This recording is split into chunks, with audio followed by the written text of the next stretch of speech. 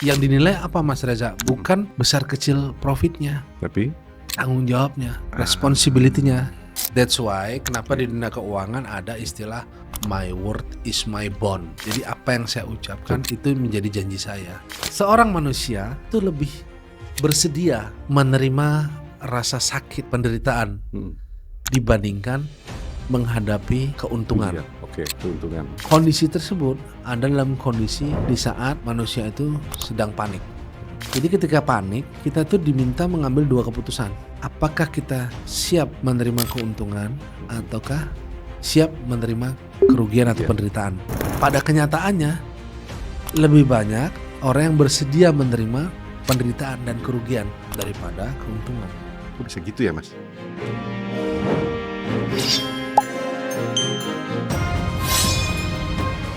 Halo teman-teman, bersama saya Reza Yogaswara. Kali ini saya jadi host di Ayo Cari Cara. Nah, hari ini kita ada kesempatan untuk bisa dapat diskusi spesial nih yang luar biasa bersama Pak Dr. Lucky Bayopurnomo, SEME dan seterusnya. Ini luar biasa nih Pak Lucky. Gimana kabarnya hari ini? Ini dia, kita kesini gara-gara pingin di ACC dengan Mas Reza Yogaswara. Ampun. Ayo cari cara. Thank you nih Pak Lucky udah nyempetin datang. Jadi sebetulnya topiknya agak berat, cuman kita ngomong santai aja lah ya. Jadi kita ini Ayo Cari Cara ini pengen ngutak-atik, pengen tahu seluk-beluknya kendala-kendala yang suka dihadapi di pelaku usaha gitu ya, di masyarakat gitu ya, seputar dunia keuangan. Jadi teman-teman UMKM, para pelaku UMKM, pelaku usaha, ini kita pengen tahu nih gimana cara dapetin permodalan baik maupun ke bank maupun ke investor. Nah, boleh nggak cerita nih Mas Lucky latar belakangnya, dulu sejarah hidupnya, sampai akhirnya masuk ke dunia keuangan yang sangat dalam nih. Sampai di ACC. Nah, sampai di ACC. Oke. Gimana? Makasih Mas Reza, thank you udah diundang ke ACC. Jadi pertama ya awal karir saya itu di dunia perbankan. Nah, kebetulan salah satu entitas perbankan dari luar negeri yang beroperasi di Indonesia. Kemudian bergabung di salah satu holding company swasta sampai masuk ke ruang lingkup state owned enterprise BUMN. Kemudian ada di beberapa lembaga yang kalau kita lihat ada di ruang lingkup pemerintahan baik KL, kementerian dan lembaga gitu ya. Akhirnya running holding company dan running PE private equity gitu. Jadi sampailah hari ini di ACC gitu. Itu ceritanya. Itu latar belakang. Kemudian kalau background ya S1, S2, S3 saya linear di bidang keuangan dan ekonomi.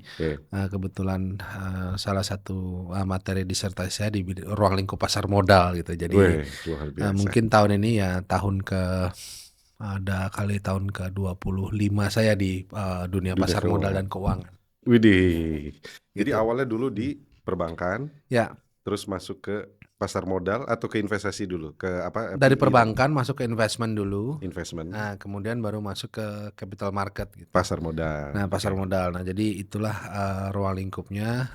Kemudian sempat di treasury juga. Treasury. Jadi kita tahu sendiri treasury adalah backbone, tulang punggung daripada sebuah institusi perbankan dimanapun. Jadi ya itu kita sempat di situ. Kemudian analis ya. Sempat jadi analis, senior analis. Tentu starting pointnya justru dari trader sebagai seorang trader. FX, stock option, contract for difference, stock market. Ya sampai berkembang akhir-akhir ini ya cryptocurrency dan sebagainya. Nah, itulah ruang lingkupnya seputar itu aja, nggak punya ilmu lain, cuma punya ilmu duit aja, nggak punya ilmu lain. Nah, kita ngomong ilmu duit nih. Emang Ya. apa yang jadi daya tarik nih buat Mas Lucky nih kalau ilmu duit itu menjadi dunianya Mas Lucky gitu? Ya, pertama kalau kita umpamakan tubuh manusia, menurut saya sih duit itu adalah anatomi yang paling vital ya. Jadi ada kalau kita lihat alat vital kita pikir apa sih alat vital dalam dunia bisnis dan korporasi? Oh ternyata uang. Ternyata uang. Ternyata biar lebih vital lagi gimana? Harus di ACC rupanya. Iya. Cuman dapetin ACC itu nggak mudah tuh, Mas. Itu dia. Jadi itulah yang kita lihat. Kita mencari sesuatu yang paling vital. Nah, karena apa dalam pendekatan saintifik itu ada tidak hal yang paling empiris dapat kita dapat kita iris dengan cara yang sangat tajam dan itu punya daya guna yang tinggi. Nah, itu rupanya uang atau rupanya duit lah kurang lebih itu. Nah, itulah yang menjadikan dasar ya kenapa kita ini menjadi penting nih. Rupanya ujung-ujungnya duit nih, UUD. Nah, apapun itulah formasinya. Tapi kalau kita kemas dalam pendekatan yang sederhana, rupanya dari seluruh anatomi, misalkan tubuh ya, ada jantung, ada otak, ada liver, ada macam-macam. Semuanya akan berujung kepada darahnya. Darahnya itu ya cash flow. Nah, cash flow itu yang paling penting. Nah, sampai di dunia pasar modal mengenal cash is the king. Ini jadi teman-teman, memang kita bisa kemana-mana, bisa berpikir bahwa bisnis itu harus jago marketing, jago masak kalau yang kuliner, jago macam-macam. Tapi kita belajar dari Mas Lucky pagi ini, ternyata ujung-ujungnya adalah duit. Nah, cuman memang untuk memulai nih Mas Lucky, ini kan kalau kita pelaku usaha ini bingung ya bagaimana menerjemahkan supaya bank ataupun investor itu ngelirik. Jadi gimana sih cara untuk meyakinkan gitu ya dengan cara ya tadi apakah kita utak-atik laporan keuangan atau gimana, cuman yang legal bagaimana, yang nggak boleh yang bagaimana, yang etis gimana, nggak etis gimana. Nah, boleh nggak sharing nih pengalaman Mas Lucky? Jadi pertama harus bankability, harus bankable. Itu dasar yang pertama. Bankable. Nah, kalau bankable, barulah investable. Bankable, nggak boleh kebalik. Jadi yang pertama bankable, yang kedua investable, barulah yang terakhir tradable. Tradable itu bisa diperjualbelikan dengan kondisi yang jauh lebih sempurna. Nah, kita mulai dari yang pertama dulu, bankable. Kalau terbalik posisinya, investable duluan, itu nanti nggak proven atau tidak seimbang posisinya karena apa? Orientasinya sudah pingin balik modal, pingin bagi-bagi saham, pingin bagi dividen. Padahal apa? Padahal tidak bankable. Nah, bagaimana mungkin keadaan tersebut dapat terrealisasi kalau tidak bankable? Maka tahap pertamanya bankable. Nah, bagaimana keadaan alam semesta di dunia bankability itu atau bankable? Nah, pertama pasti harus cash flow. Nah, baik small medium enterprise, UKM, UMKM dan seterusnya, apapun jenis usahanya, maka formasi awalnya itu haruslah cash flow, gitu.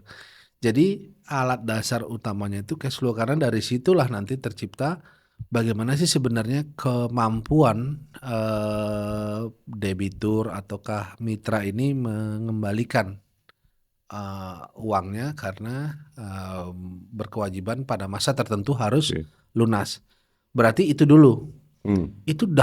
Itu format yang paling awal ya.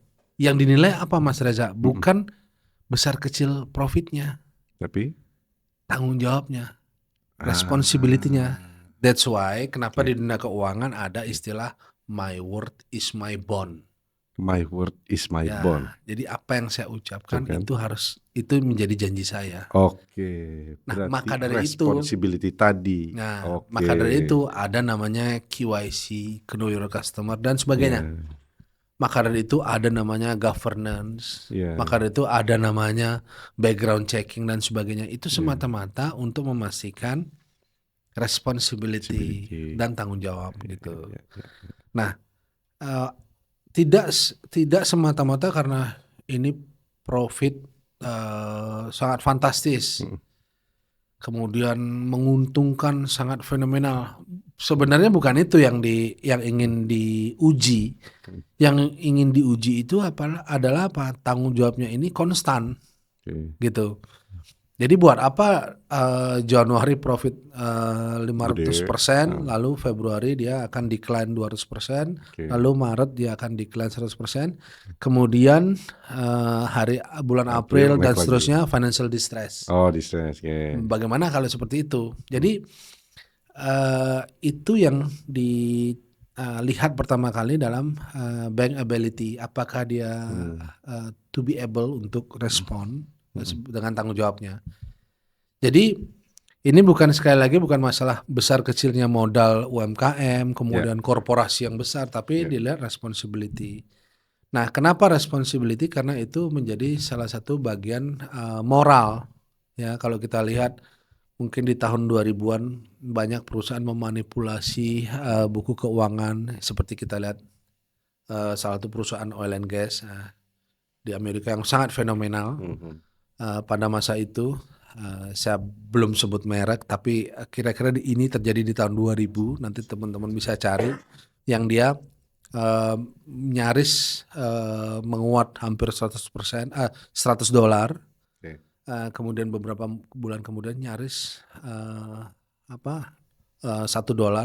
bahkan nyaris sampai ke posisi yang lebih rendah.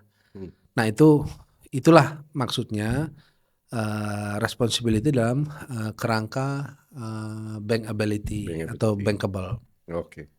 Nah, kalau sudah bankable masuk ke investable. Nah, berarti apa? Investasi itu melihat pokok-pokok yang paling utama. Bagaimana hal yang paling sederhana? Apakah return on investment, return on equity, dan seterusnya. Nah, berarti yang diharapkan dari rangka investable itu adalah berapa sih baliknya return. Dia bisa return nggak? Dia bisa melawan balik nggak ini? Nah, sebab apa? Dalam kerangka bankable itu kita memiliki kewajiban untuk melaksanakan tanggung jawab. Nah, karena kita berhadapan dengan institusi perbankan yang dia juga memiliki hak dan kewajiban, kita juga memiliki hak dan kewajiban. Nah, maka bisnisnya sebisa mungkin harus cash flow harus menarik, harus stabil, menarik, besar. Kalau dunia investasi itu namanya investasi, itu bisa untung bisa rugi. Nah, maka yang dituntut tanggung jawabnya di situ adalah return. Gitu. Jadi ini berlaku bagi UMKM hingga korporasi besar, Pak. Maka dia harus return. Bedanya korporasi besar returnnya mengemas dalam beberapa motif. Bagi dividen, sahamnya naik, kemudian tantim dan sebagainya. Nah, itu beda-bedanya hanya itu.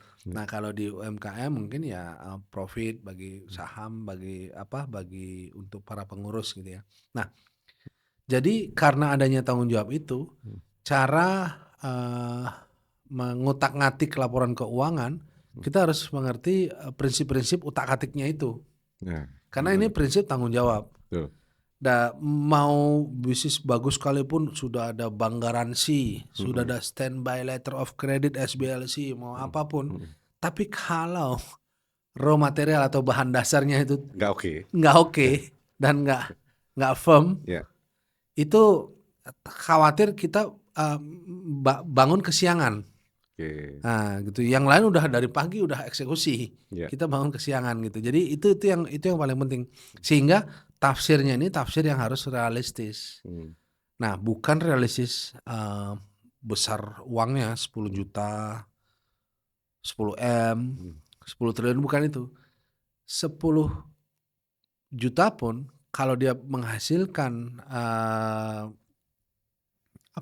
debt service ratio yang bagus, berarti kita bisa berpikir kalau ini dipinjamkan uang 10 triliun, sifatnya pasti seperti ini, gitu, kurang lebih begitu. Jadi yang dilihat itu bukan 10 jutanya lalu jadi 50 juta, bukan lalu jadi 100 juta, bukan.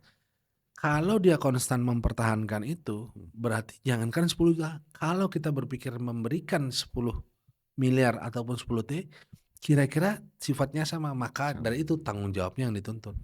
Oke. Gitu. Oke. Jadi kalau aku ini ya, aku coba tangkap ulang. Jadi sebetulnya ketika yang pertama bankable, itu yang dilihat adalah bagaimana kita sebagai pelaku usaha itu mengejar tanggung jawab kita dulu nih. Tanggung jawab kita ini untuk memastikan usaha berputar. Makanya dilihat cash flow, indikatornya secara keuangan gitu ya. Setelah itu yang kedua baru kita berpikir bagaimana uang yang kita pakai dari sisi investasi itu memberikan daya tarik. Jadi jangan dulu lompat berpikir buru-buru ke daya tarik. Betul. Kejar aja dulu, buktiin gitu ya. Betul. Oke. Gini, lebih sederhananya gini. Lebih sederhana. Gini, misalkan kita nih laki-laki nih, ini kita seorang pria nih gitu ya. Nah, secara manusiawi seorang pria tertarik pada seorang wanita kan gitu.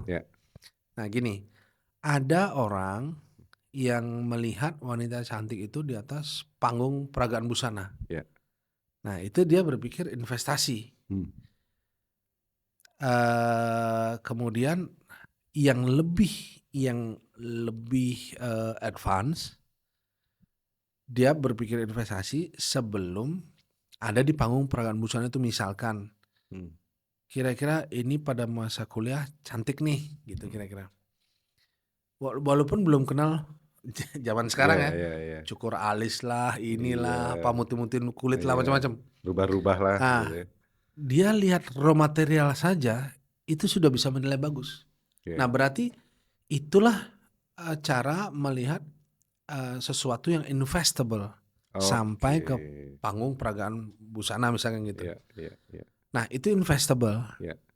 Nah otomatis sebelum investable harus bankable. Bankable itu apa? Bankable ini dia si cewek ini nih, ini kira-kira dia harus juga patuh dan tanggung jawab. Misalkan biar kulit tetap kenceng nggak pulang malam atau apa, olahraga gitu-gitulah. Makanan sehat, makanan sayur. Nah dia harus mengatur posisinya dulu, baru bisa naik ke panggung yang lebih besar. Nah ini nggak bisa dibalik. Kalau dibalik berarti yang ada di panggung peragaan busana itu anak-anak ya cewek-cewek yang masih balita, masih ini itu nggak bisa kebalik. Nggak mungkin brand besar mensponsori kondisi itu. Dia akan melihat sesuai dengan itu. Artinya kita harus mulai dulu dari bahan dasarnya, raw material. Raw material itu laporan keuangannya. Bagus bukan? Ya, barang bagus atau tidak nih. Walaupun hanya sekedar 10 juta profit atau apapun ya cash flow-nya itu. Nggak kita bisa jadi begini. Kita EBITDA kita 34 kali misalkan.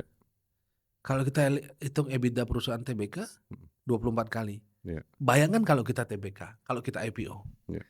Berarti sudah bisa comparing secara langsung. Nah, gitu kan. Dia audited, oke kita juga audited. Hanya kita belum IPO. Bayangkan kalau kita IPO. Nah, itu formasinya gitu. Itu baru dari bankable masuk ke investable.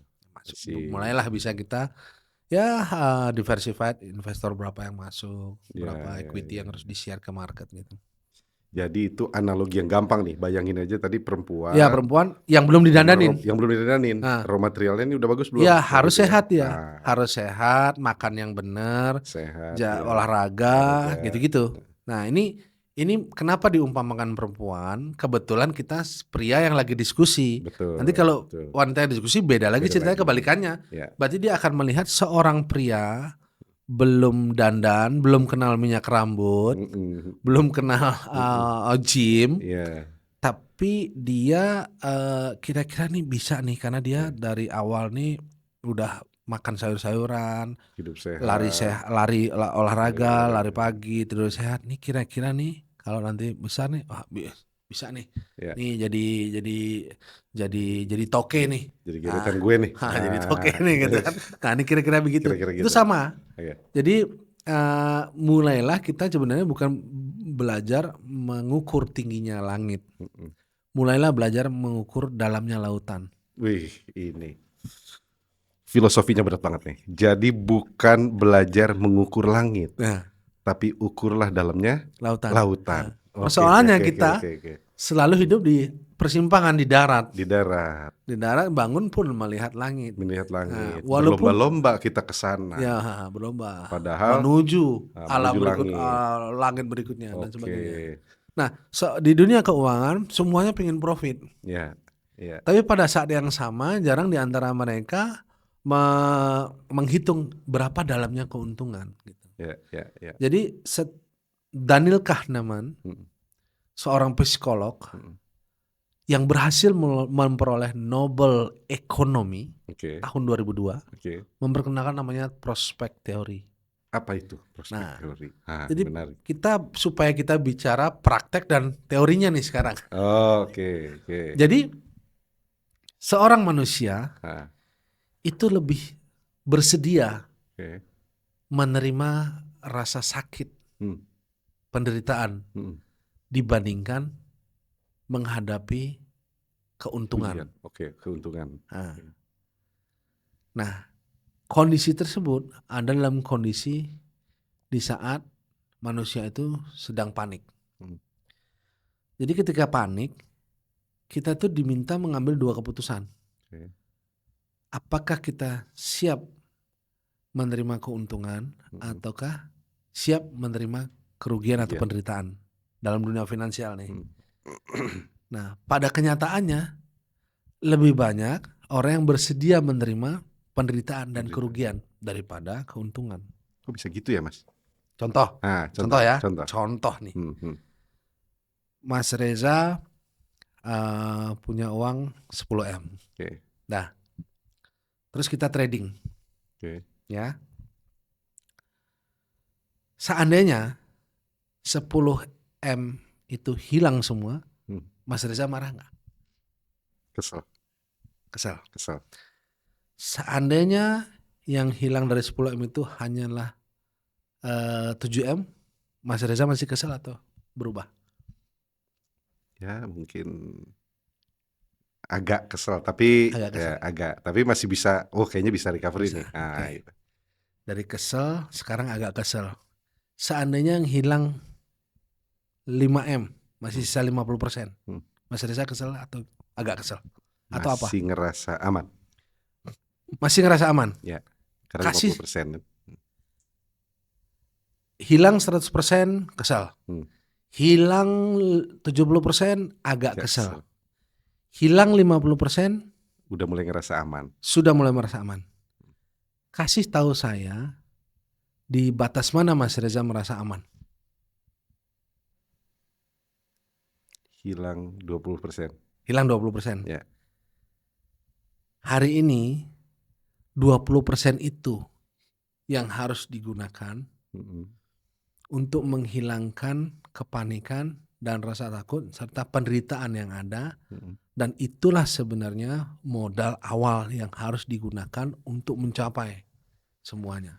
Jadi jangan eksekusi 100% untuk mendapatkan 200%. Jangan eksekusi 200% untuk mendapatkan 400%. Jangan eksekusi 500% untuk mendapatkan 1000%. Eksekusi 20% untuk mendapatkan 100. Eksekusi 20% atau 40% untuk mendapatkan 200. Eksekusi 40% atau 50% untuk mendapatkan 500. Nah, itulah maknanya. Maknanya semua orang ingin melihat prospeknya. Hanya cara eksekusi prospek itulah yang menjadi temuan. Nah, oleh sebab itu lahirlah teori tersebut. Nah, di mana ketika kepanikan itu terjadi dan ketika rasa takut itu terjadi, seseorang cenderung lebih siap menerima penderitaan atau kerugian. Misalkan kita investasi 10M, terus tiba-tiba hilang. Kalau dalam dunia keuangan, saya mungkin jadi investor aja deh. Mungkin itu long term. Misalkan hari Senin investasi 10M, hari Selasa minus uang 10M itu jadi 10M. Jadi 1M. Pasti jawabannya seperti tadi. Kesal. Ya kan? Hari Selasa jadi 1M. Kesal kan? Nah, misalkan hari Rabu jadi 12M, itu investasi Mas Reza jual nggak? Enggak. Kasih tahu saya, kapan Mas Reza jual investasi itu? Bingung. Nah. Oke ya. Ya. Saya kasih pilihan kalau bingung. Apakah di posisi 5M, ataukah di posisi 12M, ataukah di posisi 10M? Yang mana? Investasi 10M. Ya. Tiba-tiba hari Senin investasi 10M. Tiba-tiba hari Selasa jadi 1M. Kesel kan? Kesel. Nah, terus kesel nih. Hari Selasa tuh kesel. Hari Rabu tiba-tiba jadi 12M. Pertanyaan saya, itu tiket investasi itu dijual atau enggak? Karena ketakutan pas 12M saya jual. Jual. Itu yang dinamakan manusia cenderung lebih bersedia menerima penderitaan daripada keuntungan. Minus 9M, saya menerima. Kenapa baru untung 2M, saya jual. Harusnya tiketnya itu bukan 12M, harusnya 20M. Karena rasionya yang tadi. Rasionya itu. Ya, 20%. Nah, itulah temuan sampai menjadi Nobel. Itu teori. Prakteknya seperti yang tadi saya bilang.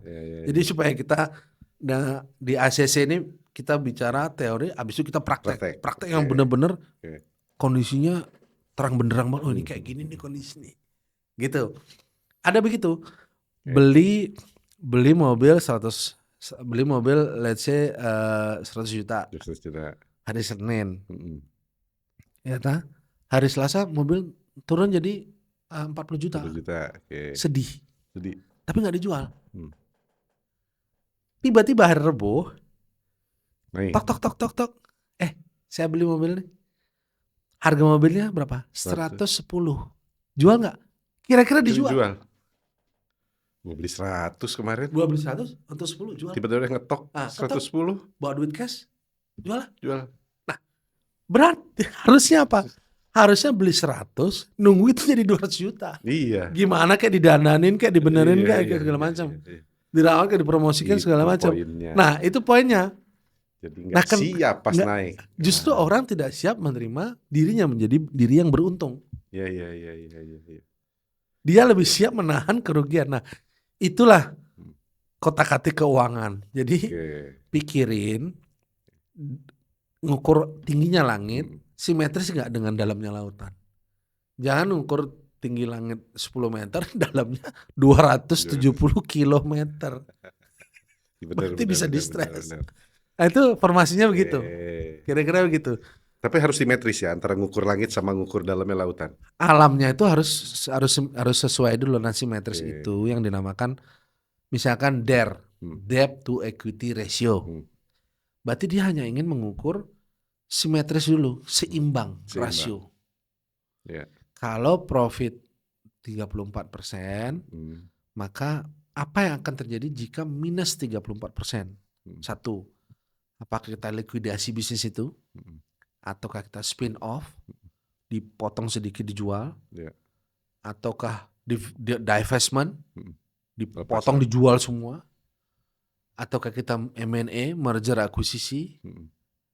Ataukah kita benar-benar ingin menjual seluruh saham kita di perusahaan itu, atau seperti apa? Nah, itu dasar kenapa kita harus mengukur secara rasio. Maka dari itu harus rasional. Nah, kan gitu. Jadi yang diukur harus simetris dulu. Persoalan nanti jadi itu apa? Jadi lebih besar lebih kecil itu persoalan waktu. Gitu. Jadi Mas Reza, musuh terbesar uang itu satu-satunya itu hanyalah waktu. That's why time is money. Ah, di situ juga sehingga apa ya, si pelaku usaha pun memang harus tahu dan sadar itu dulu sebenarnya ya. Ya, dia harus menghitung Mhm. eksekusi uang sama dengan rasio waktu. Oke. Jadi jangan sampai kita mengerti future value, present value. Betul. Nah, kalau kita berada saat ini dan kita memiliki tujuan memperbesar usaha dengan nilai yang ada saat ini at present, maka apa? Kita harus mengerti bagaimana kita mengungkapkan future value, nilai di masa yang akan datang. Nah, karena kita mengerti musuhnya uang itu bukan uang itu sendiri, tetapi musuh terbesarnya adalah waktu, maka apa? Kita menarik future value masa depan ke hari ini kita duduk di meja ini. Nah, formasi menarik menjemput masa depan itulah ditarik mundur, itulah yang harus diungkapkan secara rasional. Kalau tidak nanti irasional. Kalau irasional nanti akan financial distress. Pakai uang sendiri, minjem modal keluarga, masukin menjadi satu kesatuan, kemudian tidak ada perhitungan yang proper. Begitu kena bank nanti akan dilihat.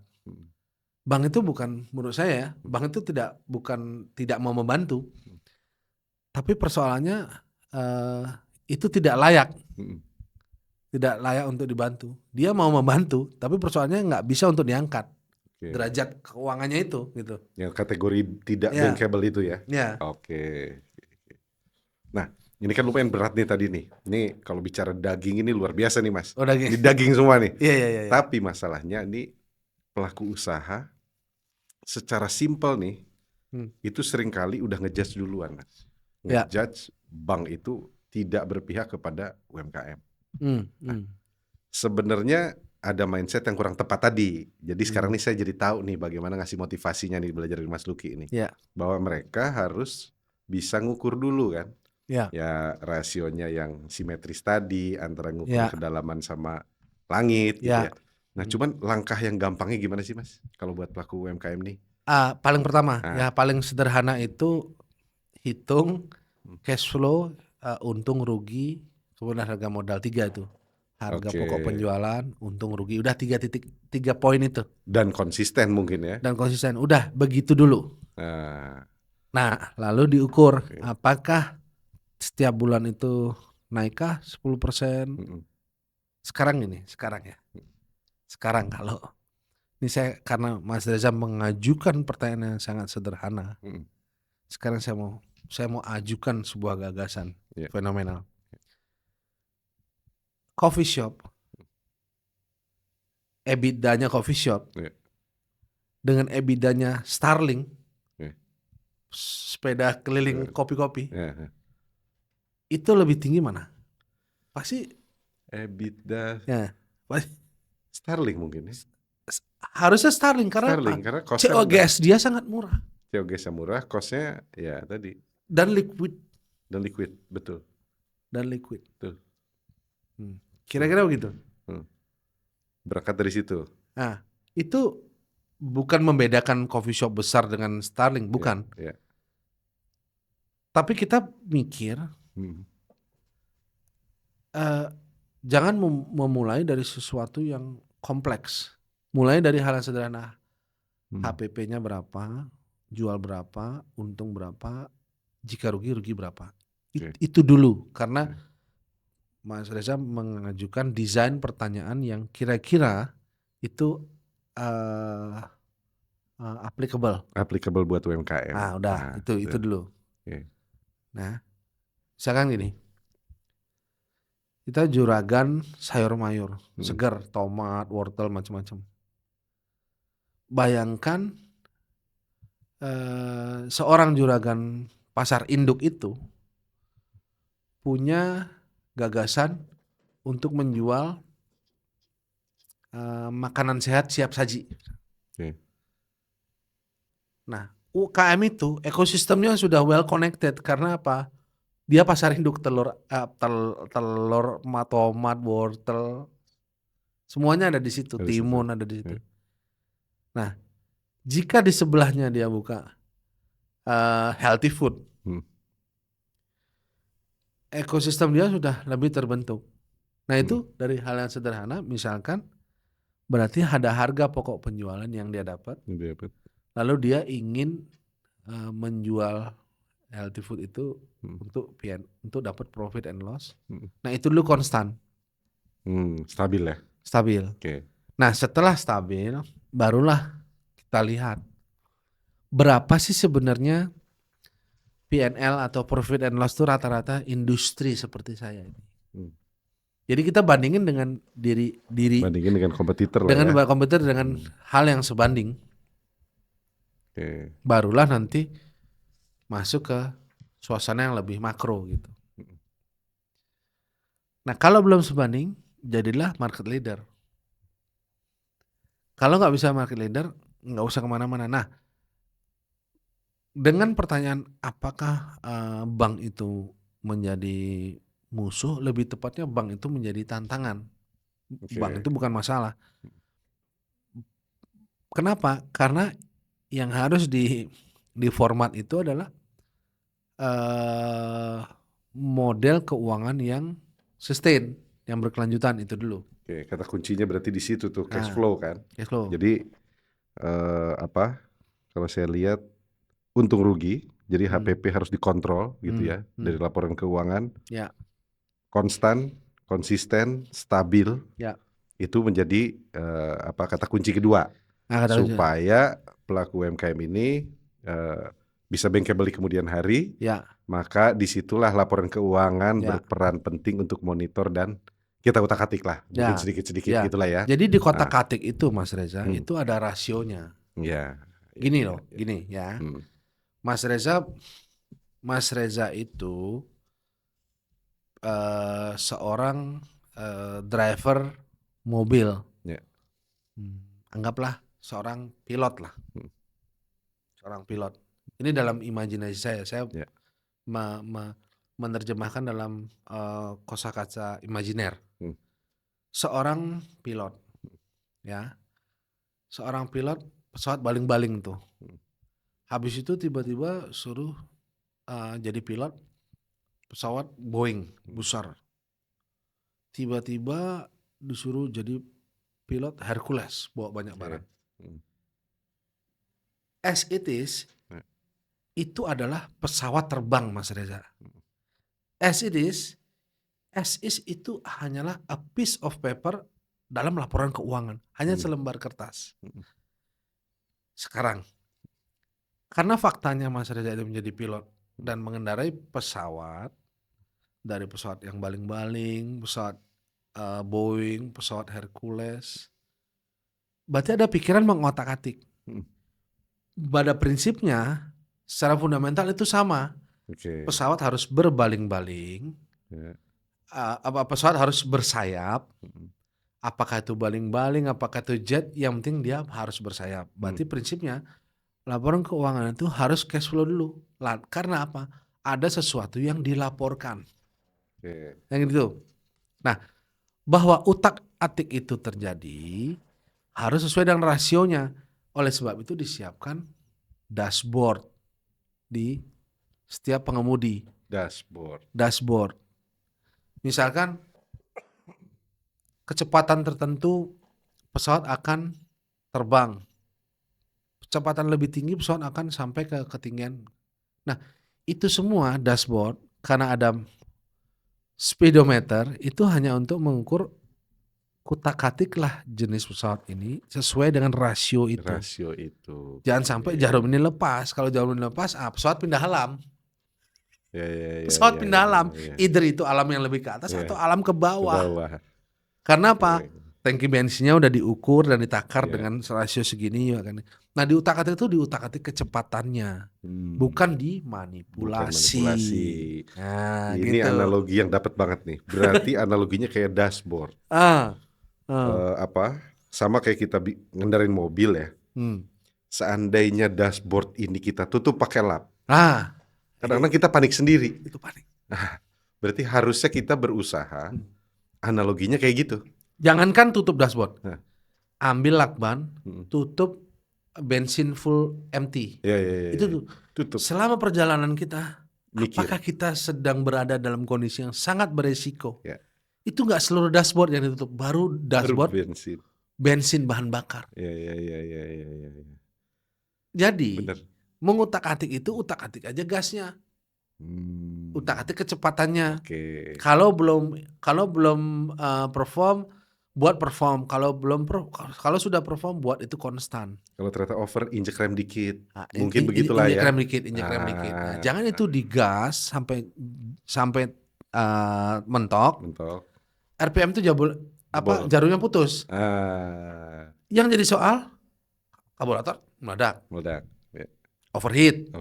Dan sebagainya. Kalau overheat, financial distress. Nah, kira-kira lapak UMKM itu kepanasan karena overheat, karena dia nggak lihat dashboardnya, dan dia ngegas tidak sesuai dengan rasio ke tujuan tersebut, menggunakan bensin sekian liter dengan cara jalan 70 km per jam. Nah, itu seperti itu. Nah, kalau pengemudi itu kita tutup jarum bensinnya, pasti panik. Nggak usah tutup semuanya, tutup jarum bensin. Dia akan berpikir, apakah kita sedang mengalami perjalanan yang beresiko? Nah, itu udah stres duluan tuh. Baru tutup jarum bensin. Nah, itulah kenapa harus rasional. Liternya bensin, liternya bahan bakar ya, sesuai dengan kilometer yang akan ditempuh dan seterusnya.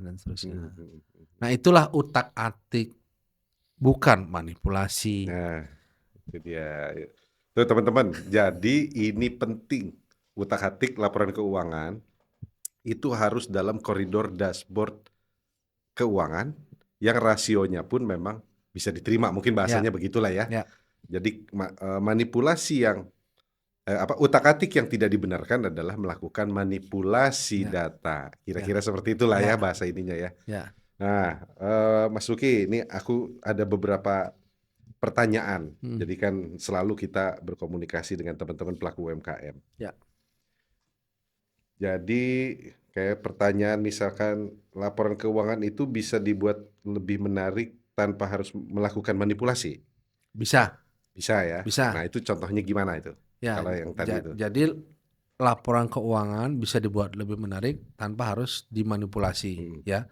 Nah, manipulasi itu konotasi ya. Pengelabuhan.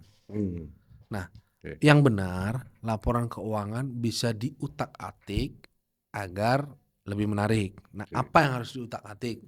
Secara dasar dulu, untung ruginya atau P&L. Itu dulu, itu paling basic. Apakah dulu yang dijual itu menguntungkan atau tidak, P&L. Udah. Nah, tahap berikutnya adalah apa? Kita lihat net profit. Tadi kan P&L. Nah, ini net profit. Apakah seluruh setelah dibayar-bayar dan sebagainya benar-benar untung atau tidak? Karena Mas Reza, P&L itu menjelaskan hasil rugi laba. Nah, persoalannya ada format berikutnya yang menyatakan apakah laba ini benar-benar bisa kita belikan nasi goreng lalu kita makan, yang benar-benar itu menyatakan itu keuntungan. Ada juga laba ditahan, Mas Reza. Ada macam-macam.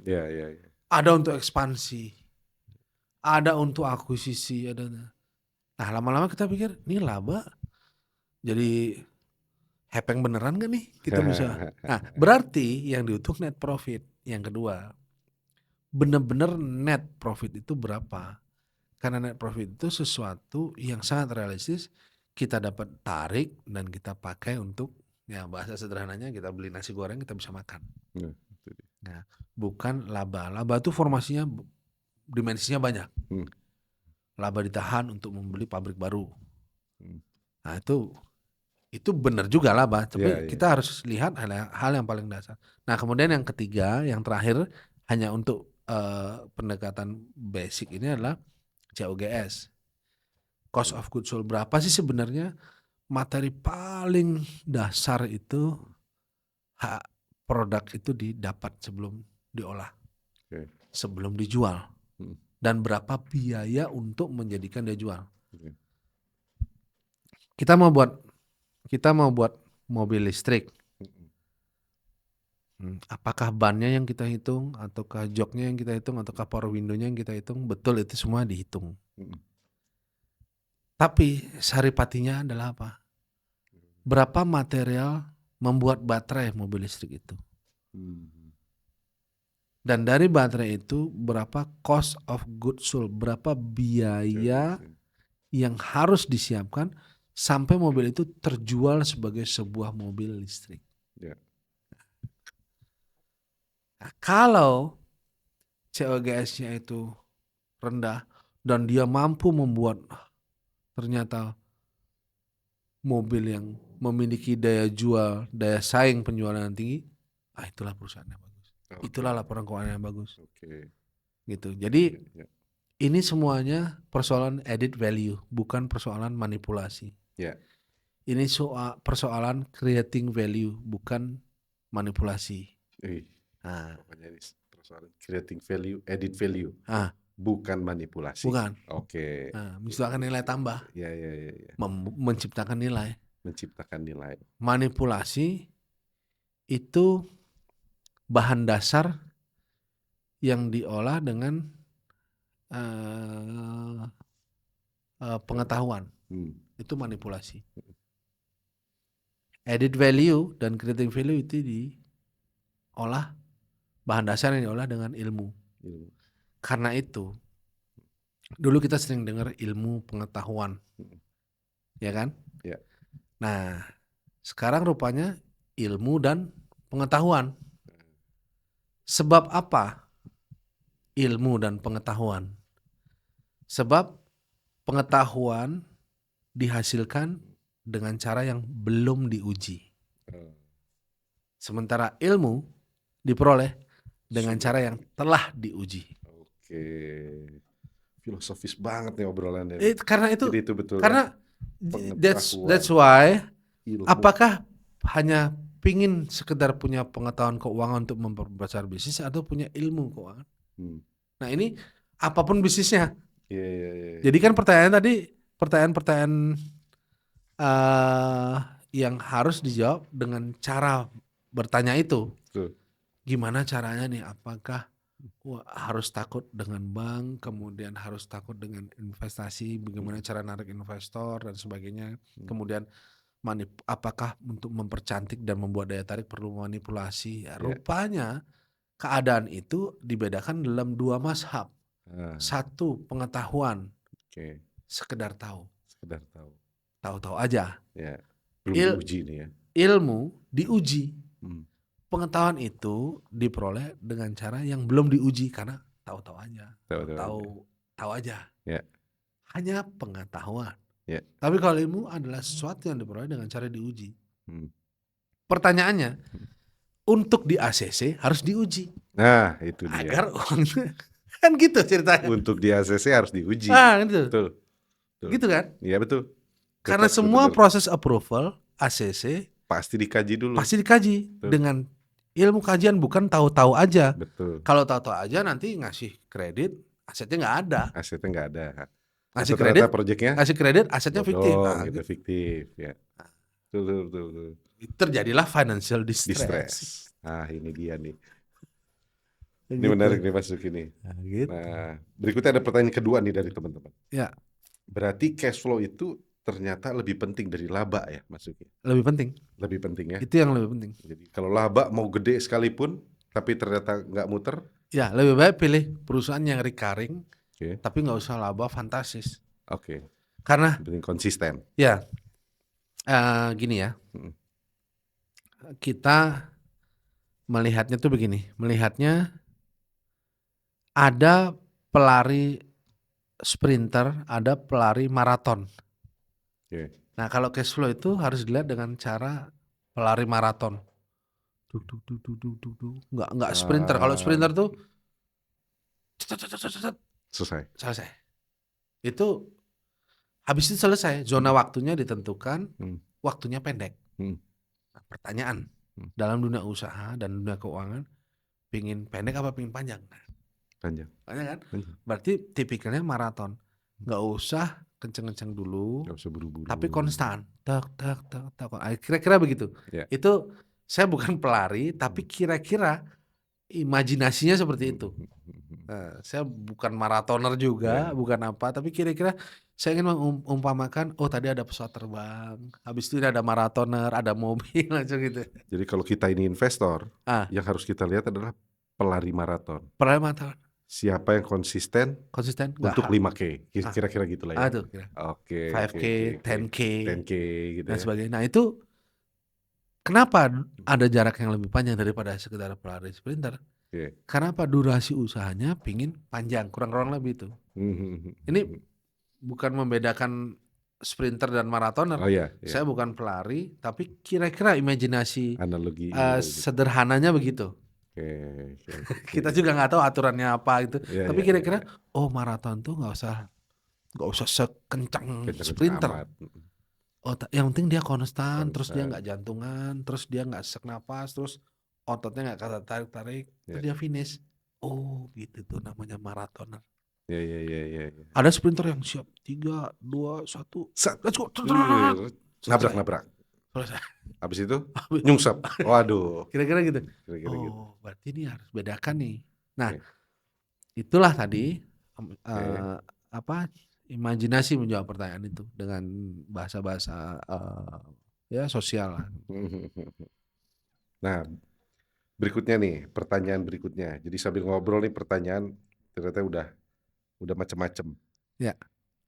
Dari cerita Mas Luki tadi, itu angka-angka yang ada di laporan keuangan dibandingkan karakter pemilik, ternyata lebih penting karakter atau ininya pemilik. Betul begitu ya?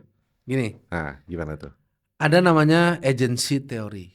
Agency theory. Oke. Ini kayaknya saya masuk bab berikutnya nih. Gimana pokoknya kita pikirin, saya ngasih teori, ngasih prakteknya. Nah, jadi kita arahnya udah eksekusi, jadi aksi. Jadi nggak hanya teori aja. Nih saya coba utarakan itu. Jadi pertanyaannya Mas Reza adalah ada kepentingan pemilik usaha dan ada kepentingan perusahaan, kan gitu. Dalam aspek keuangan. Berarti ada buku perusahaan dalam buku keuangan, ada juga buku pribadi, kurang lebih itu. Nah, ada namanya agency theory. Nah, agency theory ini adalah salah satu penemuan saintifik.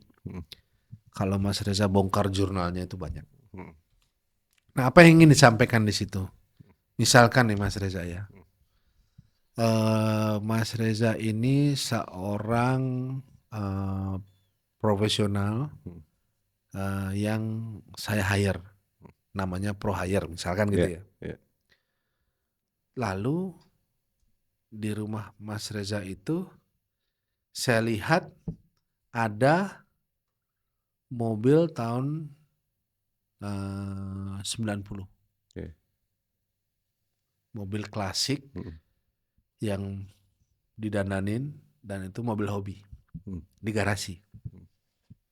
Saya karena hire Mas Reza sebagai pro hire, memberikan fasilitas. Saya kasih mobil tahun 2025, jauh dimensi waktunya dari mobil tahun 90. Mobil itu dibawa mewah, ada power window, kalau itu mobil hobi kan, ada macam-macam. Pertanyaan saya, garasi cuma ada satu. Mas Reza taruh mana mobil yang saya kasih?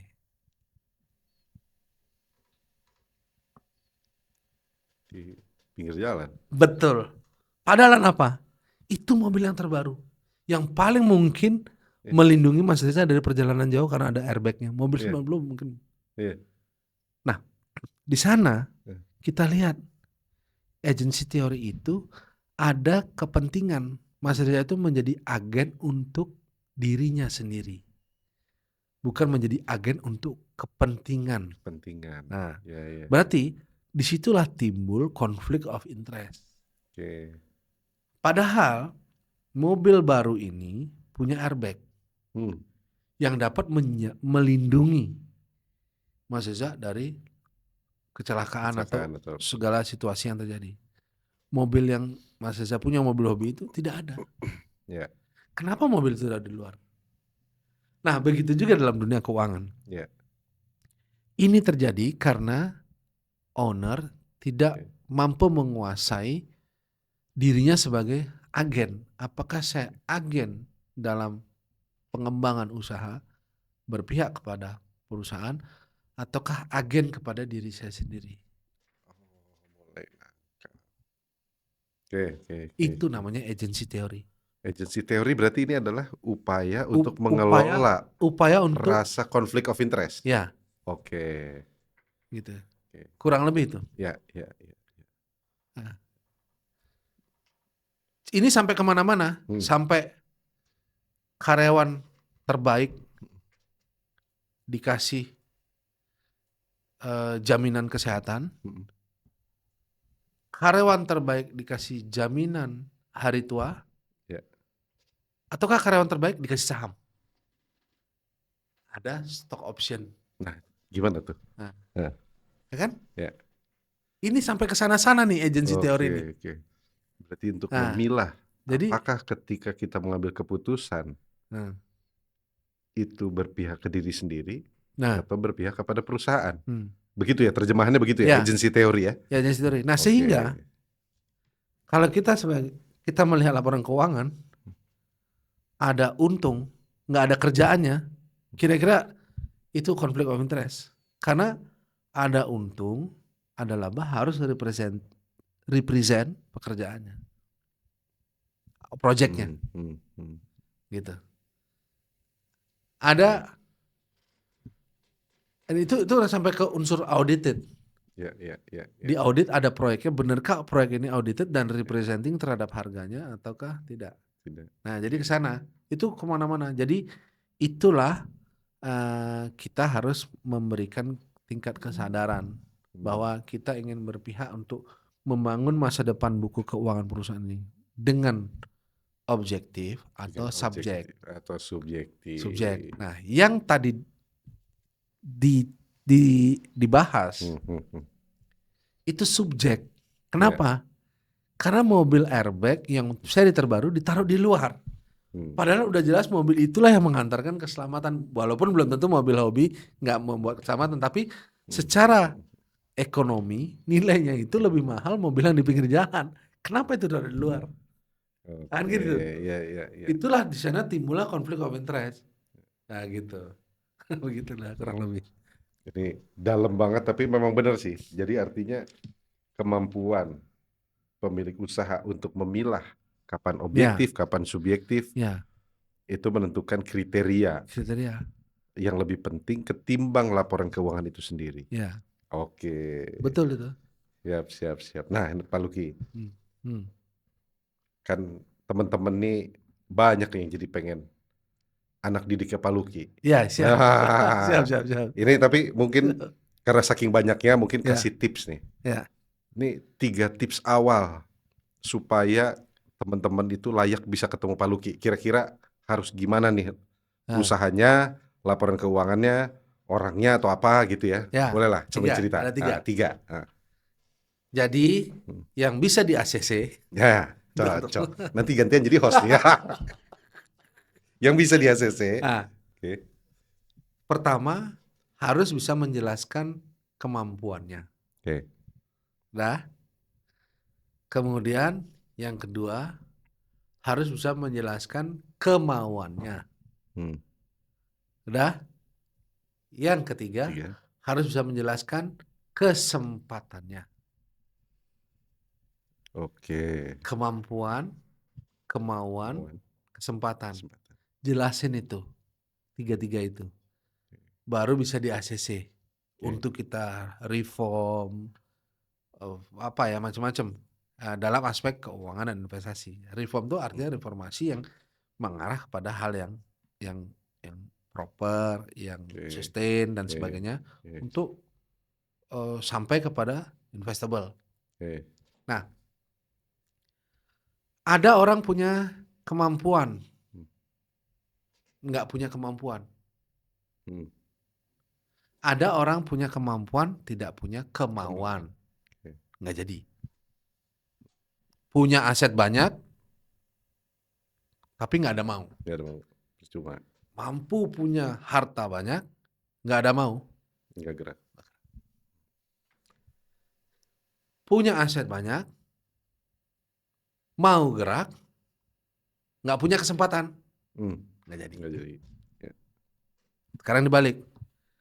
Punya kesempatan, banyak teman, banyak network, ada kesempatan. Ternyata Nggak ada kemauan.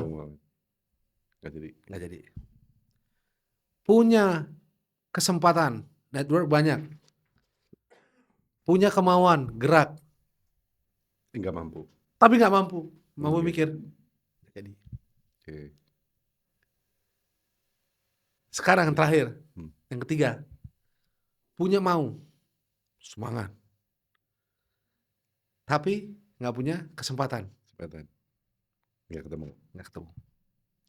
Sekarang, punya mau, punya kesempatan teman banyak. Tidak mampu. Nggak jadi. Maka 3 harus utuh. 3 ini syarat mutlak. Syarat mutlak di ACC. ACC. Cocok banget. ACC Jadi, LBP, Lucky Bayu Purnomo. Nah, itu dia teman-teman. Jadi ini kesempatan langka kita bisa ngobrol sama Mas Lucky. Banyak ilmunya, karena semuanya daging saya agak bingung, tapi overall sih saya dapat. Bahwa dari mulai agency teori, prospek teori, kemudian 3 syarat tadi ya. 3 syarat yang bisa diterima gitu ya. Bahwa kemampuan ada, kemauannya ada, kesempatannya ada. Kita bicara, kira-kira gitu ya. Nah, ini luar biasa sekali Mas Lucky. Nggak kerasa kita ngobrol udah sejam. Siap. Ya, yang pasti kita dari Ayo Cari Cara, dari ACC mengucapkan banyak terima kasih. Berharap nanti ada sinergi yang bisa kita bangun sama teman-teman. Jadi ini podcast ini kita siarkan se-Indonesia. Se-Indonesia, Ayo Cari Cara untuk sinergi. Untuk sinergi, kira-kira itu Mas Lucky. Jadi akhir kata, jangan kapok. Siap. Main ke podcast. Siap, kapan-kapan kita sinergi lagi. Siap. Thank you ya Mas Lucky. Sukses ya. Siap. All the best. Oke teman-teman. Jadi apapun masalahnya, ayo cari cara. Jangan lupa subscribe, like, dan komen.